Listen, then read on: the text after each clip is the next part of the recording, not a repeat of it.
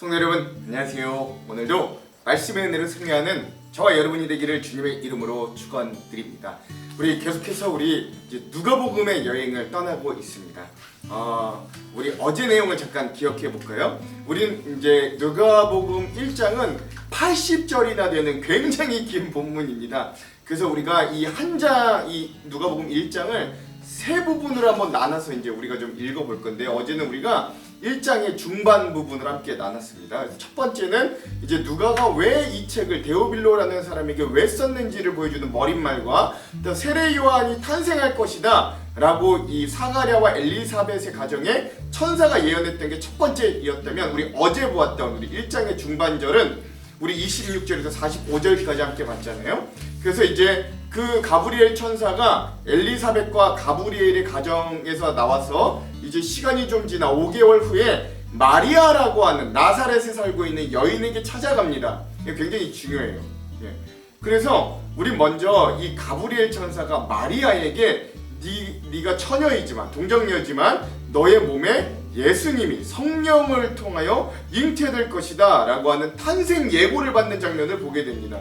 중요한 건 뭐냐면 이게 엘리사벳의 가정에는 이게 아이가 없던 가정에, 물론 늙어서 또 아이를 가질 수도 없던 가정에 하나님의 응답, 신실한 그들에게 주신 하나님의 축복의 자녀로 이 세례 요한이 간 거지만, 마리아는 좀 상황이 달랐다는 거예요. 마리아는 약혼자 요셉은 있었지만 아직 결혼하지 않은 처녀의 몸이었습니다. 그래서 그 당시 이스라엘은 처녀가 아이를 베게 되면 그게 뭐 약혼자가 있던 없던 상관없이 돌에 가늠해서 돌에 맞아 죽을 정도의 그런 상황임에도 불구하고 마리아는 그게 하나님의 뜻이라면 내가 온전히 감당하고 받아들이겠습니다 라고 순종하는 거예요. 그래서 온 인류의 구원의 문을 연 이 한 여인 마리아의 온전한 순종이 바로 우리에게 굉장한 귀감과 또 본이 되었다. 그래서 우리도 이런 마리아와 같은 온전한 순종의 모습으로 나아갈 때, 그때 비로소 하나님 그 순종하는 자를 통해 그를 지키시고 인도하시고 그를 통해 하나님의 놀라운 은혜와 역사를 일으키신다라고 하는 첫 번째 내용을 함께 나눴고요. 두 번째, 또 그래서 그런 마리아에게 가브리엘 천사가 계속 두 번이나 반복해 하는 말은 너는 은혜를 입은 자다, 너는 하나님의 은혜를 받은 자다 라고 계속 말하는 거예요. 근데 여기서 말하는 은혜란 우리가 일반적으로 기대하는 은혜와는 좀 다릅니다. 우리가 일반적으로 기대하는 하나님의 은혜는 문제가 해결되는 것, 뭐 가난해서 부유하게 되는 것, 그렇죠? 이렇게 뭐 질병이나 이런 데서 건강하게 되는 것, 뭐 이런 것들을 우리는 은혜, 뭐 하나님의 지켜주심, 뭐 이런 것들을 우리가 은혜라고 합니다. 근데 여기서 하나님이 이 마리아에게 주시는 은혜를 입은 자에서의 은혜는 그것들을 뛰어넘는 은혜입니다. 왜냐면 이 하나님의 이 은혜가 이 마리아에게 다가왔을 때 마리아의 인간적인 세상적인 사람들의 눈으로 봤을 때 상황은 더 악화됐거든요. 자기가 포기해야 될 것들이 더 많은 각오를 해야 되는 상황이 다가왔거든요. 그렇죠?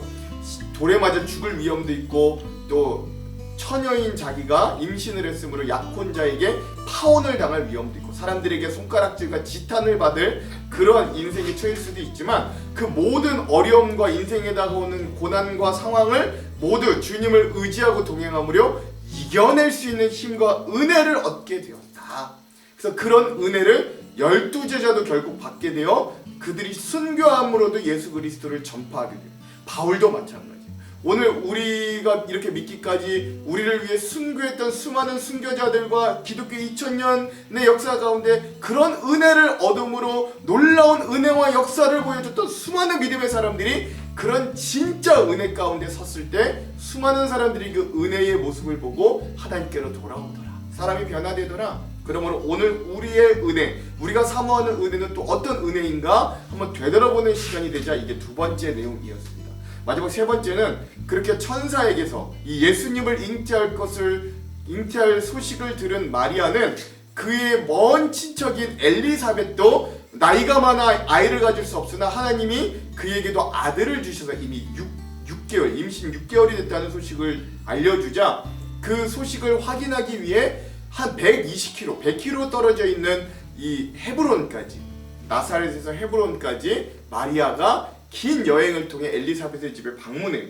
그리고 이 엘리사벳과 마리아가 둘이 만나게 되는 그런 장면을 우리가 마지막으로 봤습니다. 이걸 통해 서로 둘은 하나님의 계시가 정말로 임했다라는 걸 확인하게 되고 서로의 믿음이 상승하게 되는, 확신하게 되는 놀라운 은혜를 겪게 되죠. 즉 신앙의 동지, 공동체의 교제의 중요성, 우리에게 옆에 있는 성도들이 얼마나 우리에게 중요한 존재인가를 또 알려주는 그런 장면이기도 합니다. 우리가 이렇게 어제는 예수님의 탄생의 예고를 통해서 세 가지 은혜들을 나누었다. 여러분 이거를 한번 좀 기억했으면 좋겠습니다. 자, 오늘 우리는 이제 1장의 마지막 누가복음 1-3의 시간을 가질 겁니다. 역시 인자의 탄생 예고 세 번째 시간이고요. 분량은 1장의 종반부, 마지막 후반부 1장 42절에서 마지막 80절까지 우리가 함께 보겠습니다. 제목을 짓자면 세 가지 찬가 속에 담겨진 고백과 의미라고 하는 제목을 지어 보았습니다. 자, 그럼 오늘 이 부분에 대한 두 가지 맥을 한번 짚어보고 오늘 말씀을 한번 내용을 들어가 볼게요. 먼저 첫 번째, 오늘 이 말씀에 두 여인 엘리사벳과 마리아 둘 다 하나님의 놀라운 은혜로 임신하게 되었거든요. 이 두 임산부 엘리사벳과 마리아가 각각 펼쳐지는 찬가, 이 하나님께 올려드리는 찬양이 주는 이 신앙적인 의미들이 무엇인가, 오늘 우리에게 주는 도전은 무엇인가 한번 살펴보았으면 좋겠습니다. 자, 두 번째 맥. 자, 또한 오늘 말씀에 보면 세례 요한이 탄생하고 드디어 그 이후에 벙어리에서 풀려난 이 사가랴가 찬가를 부르거든요. 그럼 그 사가랴의 찬가도 또한 어떤 의미들이 있는가, 이것도 또 세례 요한의 탄생까지도 합해서 그것들은 또 우리에게 어떤 의미가 있는가도 한번 깊이 살펴보는 그런 시간들이 되었으면 좋겠습니다. 이런 두 가지 맥을 짚고 오늘 말씀의 내용을 한번 들어가 볼게요. 자, 그러면 이제 드디어 우리 누가복음의 1장 마지막 후반부의 내용을 함께 들어가도록 하겠습니다. 우리 누가복음 1장의 후반부는 터져나오는 찬가들, 하나님을 찬송하는 게 세 번이나 등장합니다. 그리고 엘리사벳, 마리아, 사가랴 이렇게 세 명이 찬양하고요. 그리고 세례 요한의 탄생까지 이 부분이 나오게 됩니다. 많은 학자들이요, 이 찬가, 이 찬양, 그러니까 예언을 받아서 그들을 잉태하고 이들을 찬양하는 것이 이 헬라 문학의 굉장히 특징적인 구조들이라고 합니다. 특별히 그리스 헬라 신화 같은 데는 영웅들이 많이 등장하는데 그 영웅들이 등장하기 전엔 꼭 이런 찬가들이 나온대요.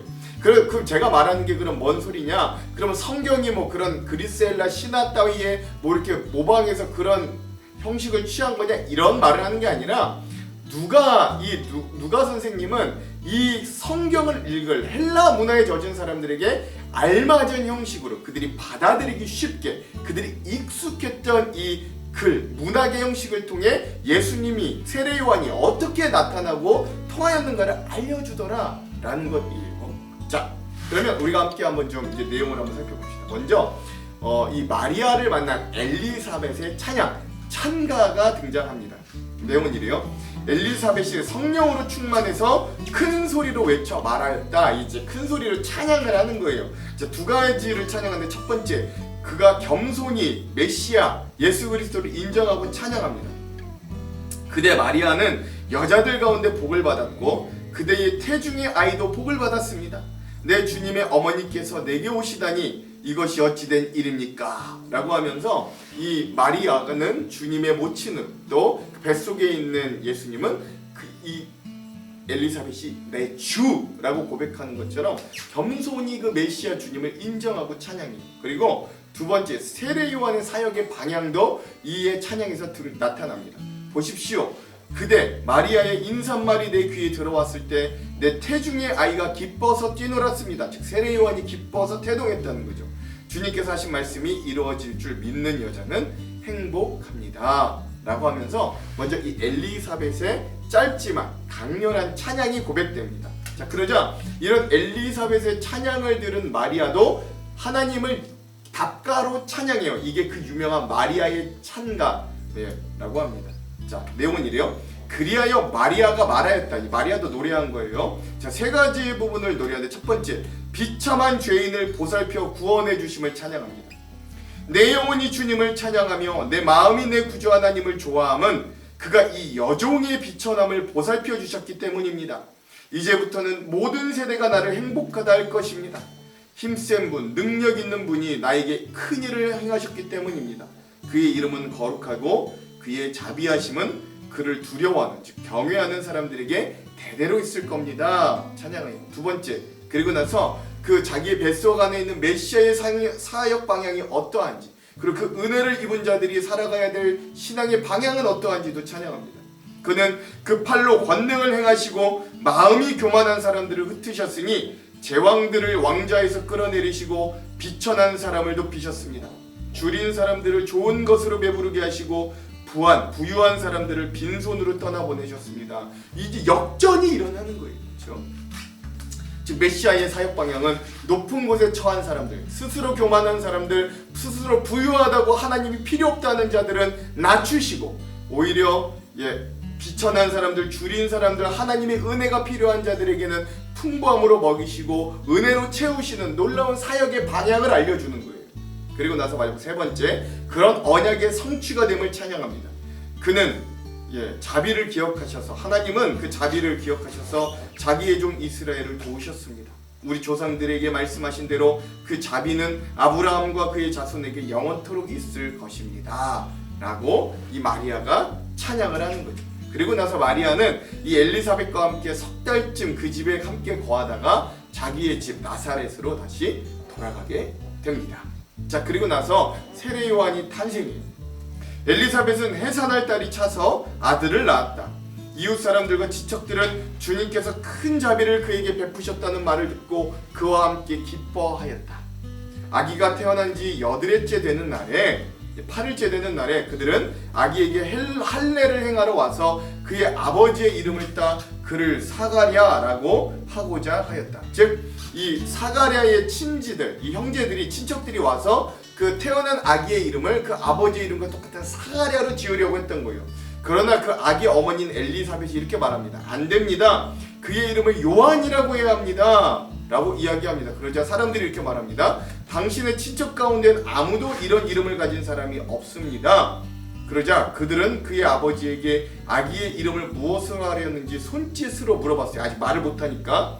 그러자 그 사가랴 제사장, 그 세례 요한의 아버지인 사가랴 제사장이 서판을 달라하여 그의 이름은 요한이다 라고 쓰니 모두들 이상하게 여깁니다.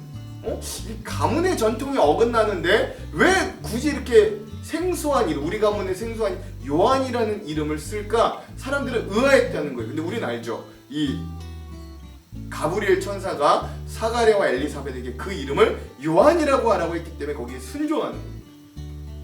자, 그래서 세례 요한, 그 아기가 하나님께서 보내주신 사람이라는 표징이 등장하는 거예요. 그런데 그때 비로소 사가랴의 입이 곧 열리고 혀가 풀려서 말을 하고 하나님을 찬양하였다. 이웃 사람들은 그 표적을 통해 모두 두려워하였다. 이 모든 이야기는 온 유대 산골에 두루 퍼졌다. 이 말을 들은 사람들은 모두 이 사실을 그들의 마음에 두고 이 아기가 대체 어떤 사람이 될 것인가 하고 기대하며 말하였다. 주님의 보살피는 손길이 그 아기와 함께 하시는 것이 분명했기 때문이다 라고 하면서 세례 요한이 탄생했고, 또 그가 하나님의 표징이라는 게 사가랴의 입이 열려짐으로 또 사람들에게 각인되는 장면도 함께 보게 되었습니다. 이러면서 하나님의 언약이 성취된 것이기도 하죠. 그리고 나서 이런 세례 요한을 주심을 통해 사가랴 제사장도 하나님께 찬가를 올려드립니다. 오늘 말씀의 마지막 세 번째 찬가예요. 요한의 아버지 사가랴가 성령으로 충만하여 이렇게 예언하였다. 첫 번째, 하나님의 구원을 찬양합니다. 주 이스라엘의 하나님은 찬양받으실 분이시다. 그는 자기의 백성을 돌보아 속량하시고 우리를 위하여 능력 있는 구원자를 자기의 종 다윗의 집에 일으키셨다. 예로부터 자기의 거룩한 예언자들의 입으로 주님께서 말씀하신 대로 우리를 원수들에게서 구원하시고 우리를 미워하는 모든 사람들의 손에서 건져내셨다 라고 하는 거죠. 두 번째, 그리고 그런 하나님이 주셨던 구원의 언약들을 기억하는 겁니다. 주님께서 우리 조상들에게 자비를 베푸시고 자기의 거룩한 언약을 기억하셨다. 이것은 주님께서 우리에게 주시려고 우리 조상 아브라함에게 하신 맹세이니 우리를 원수들의 손에서 건져주시고 두려움이 없이 주님을 섬기게 하시고 우리가 평생 동안 주님 앞에서 거룩하고 의롭게 살아가게 하셨다. 즉 이런 구원의 언약을 기억하는 거예요. 그리고 세 번째, 자기에게 주신 아들 이 세례 요한의 사명도 찬양합니다. 아가야, 너는 더없이 높은 분의 예언자라 불릴 것이니 주님보다 앞서가서 그의 길을 예비하고 죄사함을 받아서 구원을 얻는 자식을 그의 백성에게 가르쳐 줄 것이다. 이런 세례 요한의 사명을 찬양하고 마지막 네 번째, 그렇게 오실 메시아의 구원을 기대합니다. 이것은 우리 하나님의 자비로운 심정에서 오는 것이다. 그는 해를 하늘 높이 뜨게 하셔서 어둠 속과 죽음의 그늘 아래 앉아있는 사람들에게 빛을 비추게 하시고 우리의 발을 평화의 길로 인도하실 것이다. 즉 우리에게 오실 그 메시아, 너 세례 요한, 내 아들 세례 요한이 예비할 그 메시아는 해를 높이 뜨게 하셔서 어둠과 죄가 사라지게 빛을 비춰주시고 많은 사람들에게 평화와 구원, 생명을 주실 분이다 라고 찬양하면서 이 사가랴의 찬가가 끝납니다. 그리고 나서 이 아기, 그 세례 요한이 자라서 심령이 굳세어졌고 그는 이스라엘 백성 앞에 나타나는 날까지 광야에 살았다 라고 하면서 이제 세례 요한의 사역이 준비되고 있음을 보여주므로 이 누가복음의 긴 1장의 말씀이 드디어 마무리된다 라고 하겠습니다. 우리 이후에 우리 주안점에서 이런 찬가들이 어떤 의미들인가는 한번 깊이 살펴보도록 할게요. 자, 그럼 오늘 이 부분 누가복음 1장의 후반부의 핵심 구절을 한번 살펴보겠습니다. 오늘 누가복음 1장 후반부의 핵심 구절은 47절에서 50절이에요. 읽어보겠습니다. 내 마음이 하나님 내 구주를 기뻐하였음은 그의 여종의 비천함을 돌보셨음이라. 보라 이제 후로는 만세의 날을 복이 있다 일컬 의리로다. 능하신 이가 큰 일을 내게 행하셨으니 그 이름이 거룩하시며 궁휼하심이 두려워하는 자에게 대대로 이르는도다. 아멘. 그래서 오늘 이 마리아의 찬가 중에 마리아가 이 죄인된 우리 비참한 자기에게 임하셔서 구원을 행하시고 은혜를 베푸시는 그 하나님의 은혜를 찬양하는 장면을 오늘 이 누가복음 1장 마지막 후반부의 핵심 구절로 삼아 보았습니다. 자, 그럼 오늘 이 부분에 대한 주안점 세 가지를 함께 나누면서 오늘 이 말씀을 읽어볼게요. 첫 번째, 자, 오늘 우리는 누가복음 1장의 후반부를 살펴보겠습니다. 오늘 본문의 말씀은 천사에게 수태고지를 받은 마리아가 친척 엘리사벳을 만나고 그 기쁨을 노래하는 찬가들이 연속해서 등장하는 장면입니다. 누가복음에만 나오는 거예요. 후에 엘리사벳은 마지막 예언자인 세례 요한을, 그리고 마리아는 우리의 구세주 예수님을 낳게 됩니다. 그래서 이 만남은 위대한 역사라고 불릴만 하는 거예요. 한 명은 구시대 마지막 장을 매듭지을 아이인 세례 요한을 잉태했고, 또 한 명은 새로운 시대를 열게 될 예수님, 구원자 그리스도 예수님의 어머니였기 때문입니다. 사실 우리는 마리아가 현숙한 청년 여인이라고 생각할 수 있지만 사실 그렇지 않습니다. 많은 학자들은 이 마리아가 예수님을 잉태했던 나이대가 그 당시 약혼이 가능하고, 또 이 마리아가 동정녀, 처녀라는 표현을 빌렸을 때 지금의 청소년 시기, 즉 빠르면 14세에서 한 16세 정도의 나이였을 것으로 추정합니다. 사정이 이렇다 보니까 그 때문에 마리아는 사정이 이렇다 보니까 그 어린 소녀가 임신했다는 건 스스로 견디기 힘든 사건이었음이 분명합니다. 물론 지금의 14세와 16세 어린 여인과 그 당시 14세, 16세 어린 여인이 이 사회적으로 바라보는 시선과 뭐 그런 나이대 이런 게 좀 다르긴 했을 거예요. 그래도 아직은 어리잖아요. 그 때문에 이 어린 소녀 마리아는 어디로라도 피하고 싶을 거예요. 그래서 떠난 곳이 천사가 일러준 곳, 고향 나사렛에서 한 100에서 120km 떨어진 친척 엘리사벳의 집안이었습니다. 그런데 이 모진 여행 끝에 큰 기쁨이 기다리는 거죠. 친척 엘리사벳을 만났을 때 믿을 수 없는 광경을 보게 되는 거예요. 정말 그 천사의 말대로 나이가 들어 아이를 가질 수 없다고 생각한 엘리사벳의 배가 천사의 말대로 이미 임신 6개월이 되어 배가 불룩한 것을 보게 된 거죠. 이렇게 만난 두 여인은 천사의 말이 사실인 것을 확인하고 기쁨으로 노래하게 됩니다. 이게 바로 42절부터 나오는 엘리사벳의 노래, 47절부터 나오는 마리아의 찬가입니다. 우리는 먼저 엘리사벳의 찬가부터 그 의미를 살펴볼게요. 42절에서 43절.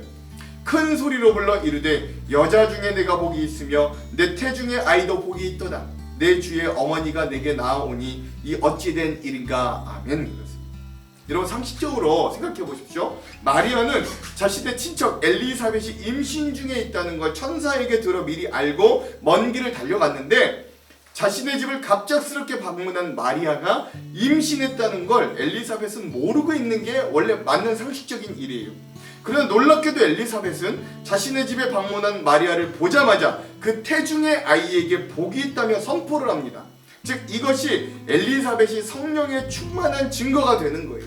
성령님께서 갑자기 자기의 집에 찾아온 이 마리아의 임신 사실을 이 엘리사벳에게 알게 하고 조명하여 주시고 그 마리아를 만나자마자 이러한 놀라운 고백을 쏟아내게 하신 것이기 때문에 그렇습니다. 중요한 것은 그래서 이 엘리사벳의 찬양은 성령에 충만하여 불렀던 이 찬양은 전적으로 마리아와 그 뱃속에 있는 예수 그리스도를 향하고 있다는 사실이에요.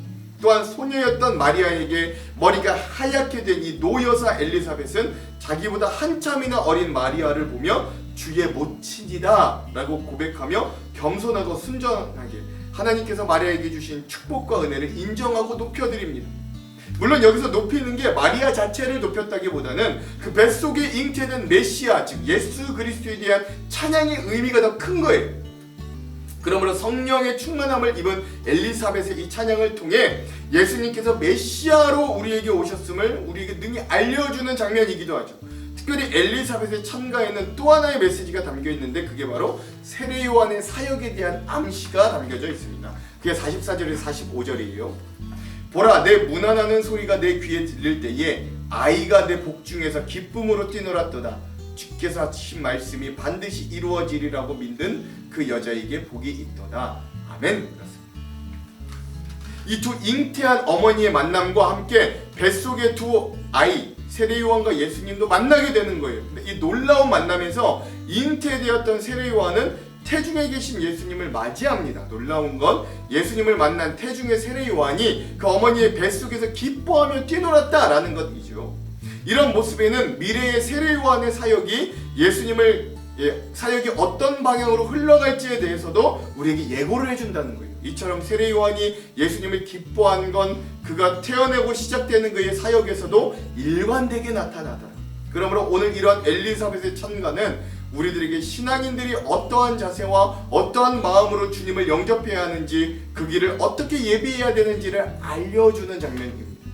먼저 그 아이를 품은 엘리사벳의 겸손과 고백을 통해 우리도 그렇게 성령의 충만하심을 입어 예수 그리스도를 주로 고백하는 놀라운 고백과 겸손이 있어야 하고 또 그 뱃속에 기뻐 뛰놀던 세례요한을 통해 우리도 예수 그리스도 한 분만으로 만족하고 기쁨으로 하나님의 나라를 확장시켜가며 주님의 다시 오실 길을 예비하는 사람들이 되어야 함을 이 엘리사벳의 찬양을 통해 우리가 좀 기억할 수 있어야 된다. 그리고 이게 엘리사벳의 찬가의 의미임을 우리가 좀 기억하면서 읽으시기 바랍니다.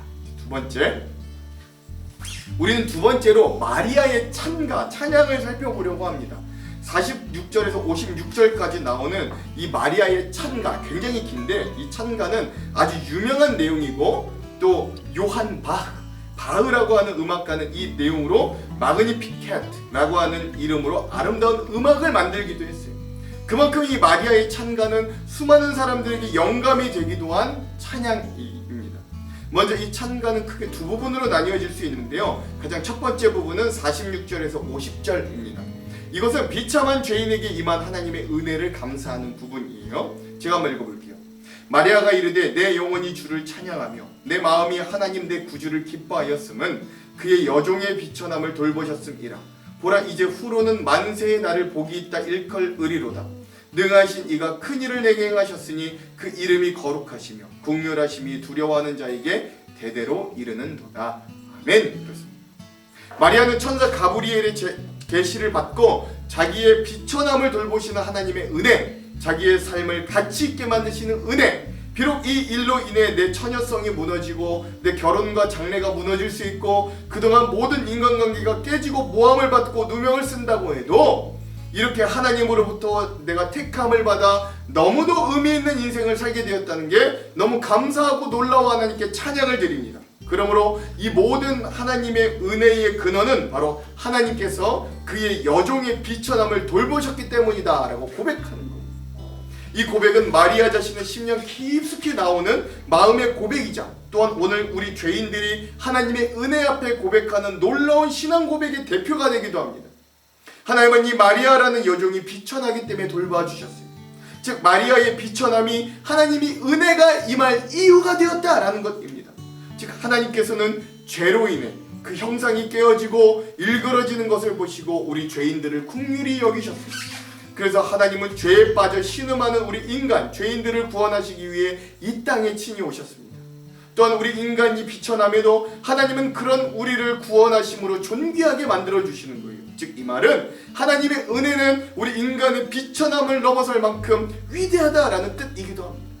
이렇게 하나님의 은혜는 결국 죄인을 존귀케 만들어 주는 거예요. 그러므로 이러한 마리아의 고백 위에 죄인된 우리들이 예수 그리스도를 만나 누리는 은혜와 해방의 기쁨이 고스란히 녹아들여져 있는 겁니다. 그런데 놀라운 사실은 이 어린 소녀의 입에서 나오는 찬양이 여기에서 멈추지 않고 한 걸음 더 나아간다라는 거예요. 그게 50절에서 53절이거든요. 긍휼하심이 두려워하는 자에게 대대로 이르는도다. 그의 팔로 힘을 보이사 마음의 생각이 교만한 자들을 흩으셨고 권세 있는 자를 그 위에서 내리치셨으며 비천한 자를 높이셨고 줄이는 자를 좋은 것으로 배불리셨으며 부자는 빈손으로 보내셨도다. 아멘. 이 고백은요 여러분 굉장히 혁명적인 고백입니다. 어떤 무신론자가요 이 부분, 이 마리아 찬가의 이 50절에서 53절의 말씀을 보고는 이 고백이 마치 공산당 선언과 같다고 이야기한 실화가 있을 만큼 이 마리아의 고백은 굉장히 혁명적인 거예요. 즉 하나님의 은혜는 그저 비천한 곳으로 나아가 은혜와 회복을 주시는 것뿐만이 아니라 한 걸음 더 나아가 힘과 교만의 자리, 권세와 부유함의 자리를 꺾고 빼앗으시며 긍휼하심이 필요한 자들, 비천한 자리, 굶주린 자리로 가셔서 그 하나님이 빼앗으신 것을 도로 나누어 주시는 하나님의 역전의 자리를 찬양하는. 그러므로 하나님의 공의는 자기의 의와 자랑에 빠진 힘과 부를 소유한 자들을 책망하시고 징계하시지만, 근데 여러분 여기서 중요한 건 무조건 부유한 자들, 무조건 힘 있는 자들을 그냥 무조건 징계하시는 게 아니라 자기의 의, 교만에 빠진 하나님을 모르는 자들이에요. 그들을 책망하시지만 마음이 가난하고 하나님의 은혜를 사모하는 그의 백성에게는 한량없는 은혜를 베풀어 주시는 모습을 보여주시는 거예요. 그러므로 이런 마리아의 고백은 우리 은혜를 소유한 신앙인들의 삶의 방향이 어디를 향해야 되는가를 정확히 짚어주는 거예요. 메시아의 사역 방향이 어디인가도 보여주시지만 그런 메시아 예수님을 따르는 우리의 삶의 방향도 어디로 가야 된다는 걸 보여주는 거예요. 그래서 우리는 이런 마리아의 찬가를 통해 두 가지를 기억해야 되는데, 하나, 먼저 비참한 죄인이었던 우리를 구원하신 하나님의 놀라운 은혜와 사랑을 우리가 기억해야 한다는 것. 그리고 둘째는 그런 우리의 삶의 방향이 세상적인 성공을 누림을 향해 가는 것이 아니라, 높은 자리로 가는 게 아니라 소외되고 연약한 자리에 살고 있는 자들을 향해 낮은 곳으로 가야 함을 알려주는 장면입니다. 오늘 우리가 이런 마리아의 찬가를 보며 이런 은혜와 신앙의 방향을 회복하는 귀한 시간이 되기를 또한 간절히 축원합니다. 자, 마지막 세 번째, 이런 엘리사벳과 마리아의 찬양이 끝나고 마리아는 그 집에 3달간 더 머물다가 자신의 고향 나사렛으로 돌아갑니다. 그리고 곧 막달이 돼요. 그렇죠? 이 마리아가 처음 왔던 게 벌써 엘리사벳이 6개월이었고 3개월을 더 있었으니까 9달이었잖아요. 10달이면 이제 아이가 나오는데 엘리사벳은 드디어 세례 요한을 출산하게 됩니다. 재밌는 건 이때 이 아이를 두고 사가랴의 가문 사람들과 엘리사벳이 이름을 두고 언쟁이 일어나요. 그러나 중요한 것은 사가랴는 세례 요한의 이름을 정할 때 가문의 전통과 관습보다 하나님께서 그에게 예언하고 말씀하셨던 걸 기억하며 순종했다라는 거예요. 그래서 이름을 사가랴가 아니라 요한이라고 짓죠. 이 요한이라는 이름은 하나님은 의로우시다라는 뜻입니다. 즉 세례 요한의 탄생은 메시아를 보내실 하나님의 의로운 은혜를 증거하며 그의 인생에 하나님의 의로우심을 평생 외칠 메신저가 됨을 잘 나타내주는 이름이기도 한 거예요. 그리고 그를 뒤이어 자신의 가정에 그 약속을 신실하게 지키사 아들을 주신 하나님께 사가랴의 찬가가 이어집니다. 사가랴의 찬가는 구원의 뿔을 일으켜 메시아를 보내주신 하나님께 감사하고, 이게 68절에서 71절, 구원의 언약을 기억하며 지키신 하나님에 대해 찬양함, 그리고 세례 요한의 사명과 하나님께서 보내주신 메시아의 구원을 기대하면서 마무리됩니다. 그리고 그의 찬양의 고백과 같이 그의 가정에 태어난 세례 요한은 하나님의 놀라운 일꾼으로 점점 자라나게 되는 거예요. 이게 80절, 아이가 자라며 심령이 강하여지며 이스라엘에게 나타나는 날까지 빈들에 있으리라. 아멘. 그렇죠.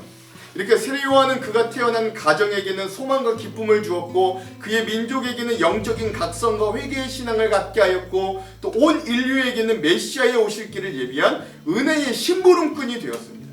이렇게 하나님의 약속은 철저히 지켜져서 그 구원이 우리들에게 오도록 신실하심을 나타냅니다. 이렇게 세례 요한의 탄생과 과정 그리고 그 속에 고백된 사가랴의 찬가를 보면서 우리는 하나님께서 반드시 자기의 약속을 성취하시는 신실한 하나님이심을 발견할 수 있어요. 우리 인간의 약속은 언제든지 파기될 수 있습니다. 사실 깨지라고 있는 게 오늘 우리의 약속인지도 모르겠어요. 그러나 하나님의 약속은 그렇지 않습니다. 그러므로 우리는 그런 하나님의 약속이 오늘 우리들에게도 예수 그리스도를 통해 그리고 이 성경의 말씀을 통해 여전히 주어졌음을 확신하며 그 약속을 붙들고 힘차게 믿음의 삶을 살아낼 수 있어야 됩니다. 오신실하신 주라고 하는 복음선가의 가사가 이래요. 하나님 한 번도 나를 실망시킨 적 없으시고 언제나 공평과 은혜로 나를 지키셨네. 지나온 모든 세월들 돌아보아도 그 어느 것 하나 주의 손길 안 미친 것 전혀 없네. 오 신실하신 주, 오 신실하신 주, 내 너를 떠나지도 않으리라, 내 너를 버리지도 않으리라. 약속하셨던 주님, 그 약속을 지키사 이후로도 영원토록 나를 지키시리라 확신하네. 그렇죠? 오늘 이 찬양의 가사처럼 오늘 우리는 여전히 우리에게 유효한 이 하나님의 약속, 신실한 하나님의 말씀을 기대하고 붙들며 또 우리 또한 신실하게 기도와 믿음의 자리를 지키는 귀한 삶이 되기를 간절히 소망합니다. 그때 엘리사벳과 마리아와 사가랴의 입술에서 큰 기쁨의 찬양이 터져나오게 하신 것처럼 하나님은 우리의 인생에도 놀라운 승리와 주님의 역사에 대한 기쁨과 고백이 여전히 우리에게 터져나오게 하실 것이기 때문이에요. 그런 하나님의 역사를 기대하며 오늘도 말씀의 여행을 떠나는 그 약속을 굳게 붙드는 우리 모두가 되기를 주님의 이름으로 축원드립니다. 기도합니다. 하나님, 오늘 세례 요한과 또 예수님의 귀한 잉태의 모습을 통해 엘리사벳과 마리아와 사가랴의 찬가를 통해 여전히 우리에게 은혜를 주시는 주님, 죄인된 우리를 위하여 은혜를 거두지 않으시는 주님, 또한 오늘 우리의 삶의 자리가 높은 곳이 아니라 낮은 곳을 향하기를 원하시는 주님의 방향, 또한 우리에게 약속에 신실하셔서 그 약속을 신실하게 지키시는 하나님과 그 하나님을 닮아 신실하게 기도와 믿음의 자리를 지키기를 원하시는 하나님의 뜻을 말씀 가운데 발견하도록 인도하여 주시옵소서. 오늘 우리에게 그런 은혜를 주실 주님을 기대하며 예수님 이름으로 기도합니다. 아멘. 그럼 사랑하는 성도 여러분, 오늘 하루도 말씀으로 승리하십시오. 사랑하고 축복합니다. 화이팅! 큰 소리로 불러 이르되 여자 중에 내가 복이 있으며 내 태중의 아이도 복이 있도다. 내 주의 어머니가 내게 나아오니 이 어찌 된 일인가. 보라, 내 문안하는 소리가 내 귀에 들릴 때에 아이가 내 복 중에서 기쁨으로 뛰놀았도다. 주께서 하신 말씀이 반드시 이루어지리라고 믿은 그 여자에게 복이 있도다. 내 영혼이 주를 찬양하며 내 마음이 하나님 내 구주를 기뻐하였음은 그의 여종의 비천함을 돌보셨습니다. 보라, 이제 후로는 만세에 나를 복이 있다 일컬으리로다. 능하신 이가 큰 일을 내게 행하셨으니 그 이름이 거룩하시며 긍휼하심이 두려워하는 자에게 대대로 이르는도다. 그의 팔로 힘을 보이사 마음의 생각이 교만한 자들을 흩으셨고 권세 있는 자를 그 위에서 내리치셨으며 비천한 자를 높이셨고 줄이는 자를 좋은 것으로 배불리셨으며 부자는 빈손으로 보내셨도다. 그 종 이스라엘을 도우사 긍휼히 여기시고 기억하시되 우리 조상에게 말씀하신 것과 같이 아브라함과 그 자손에게 영원히 하시리로다. 마리아가 석 달쯤 함께 있다가 집으로 돌아가니라. 엘리사벳이 해산할 기한이 차서 아들을 낳으니 이웃과 친족이 주께서 그를 크게 긍휼히 여기심을 듣고 함께 즐거워하더라. 8일이 되매 아이를 할례하러 와서 그 아버지의 이름을 따라 사가랴라 하고자 하더니 그 어머니가 대답하여 이르되 아니라 요한이라 할 것이라. 내 친족 중에 이 이름으로 이름한 이가 없다. 하고 그의 아버지께 몸짓하여 무엇으로 이름을 지으려 하는가 물으니 그가 서판을 달라 하여 그 이름을 요한. 이라 쓰매 다 놀랍게 여기더라. 이에 그 입이 곧 열리고 혀가 풀리며 말을 하여 하나님을 찬송하니 그 근처에 사는 자가 다 두려워하고 이 모든 말이 온 유대 산골에 두루 퍼지매 듣는 사람이 다 이 말을 마음에 두며 이르되 이 아이가 장차 어찌 될까? 하니 이는 주의 손이 그와 함께 하심이로라. 그 붙인 사가랴가 성령의 충만함을 받아 예언하여 이르되 찬송하리로다 주 이스라엘의 하나님이여. 그 백성을 돌보사 속량하시며 우리를 위하여 구원의 뿔을 그 종 다윗의 집에 일으키셨으니 이것은 주께서 예로부터 거룩한 선지자의 입으로 말씀하신 바와 같이 우리 원수에게서와 우리를 미워하는 모든 자의 손에서 구원하시는 일이라. 우리 조상을 긍휼히 여기시며 그 거룩한 언약을 기억하셨으니 곧 우리 조상 아브라함에게 하신 맹세라. 우리가 원수의 손에서 건지심을 받고 종신토록 주의 앞에서 성결과 의로 두려움이 없이 섬기게 하리라 하셨도다. 이 아이여, 내가 지극히 높으신 이의 선지자라 일컬음을 받고 주 앞에 앞서가서 그 길을 준비하여 주의 백성에게 그 죄 사함으로 말미암는 구원을 알게 하리니 이는 우리 하나님의 긍휼로 인함이라. 이로써 돋는 해가 위로부터 우리에게 임하여 어둠과 죽음의 그늘에 앉은 자에게 비치고 우리 발을 평강의 길로 인도하시리로다. 아이가 자라며 심령이 강하여지며 이스라엘에게 나타나는 날까지 빈 들에 있으니라.